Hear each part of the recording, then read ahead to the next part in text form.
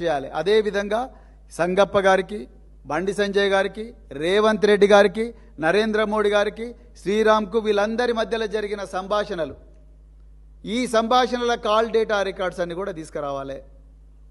రేవంత్ రెడ్డి గారు ఇలా మీరు ఓపెన్గా చెప్పాలి, మీ మధ్యన గౌరవ ప్రధానమంత్రి నరేంద్ర మోడీ మధ్యన 10వ తారీఖు నాడు పెరేడ్ గ్రౌండ్లో ఏం సంభాషణ జరిగింది?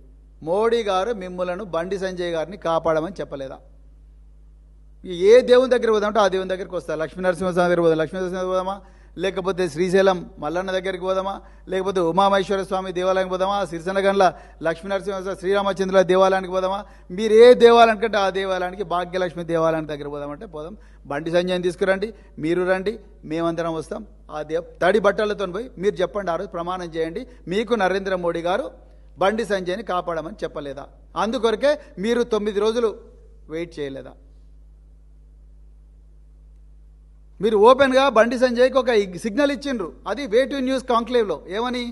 నువ్వు సరెండర్ చేయి, వేరే మార్గం లేదంటే మరుసటి రోజే నాకాబందీ ఎస్ఎస్ రాజమౌళి కన్నా గొప్ప బాహుబలి టైప్ ఆఫ్ డ్రామా ఒకటి మంచిరేవుల పోలీస్ స్టేషన్ దగ్గర,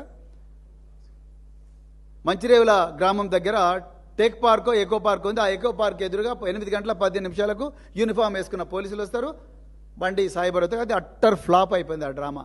ఎందుకంటే ఇగో బండి సాయి భగీరథ్ మిమ్మల్ని అందరినీ కాదని, నేనే మీకన్నా గొప్ప యాక్టర్ను, నేనే బాబు అని చెప్పి వాళ్ళ 2 అడ్వకేట్లను తీసుకొని రాజులాగా నడుచుకుంటూ పోయిండు పేట్ బషీరాబాద్ పోలీస్ స్టేషన్కు.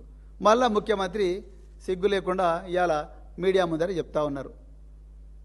ఇది తెలంగాణ ప్రజలారా ఒకసారి గమనించండి.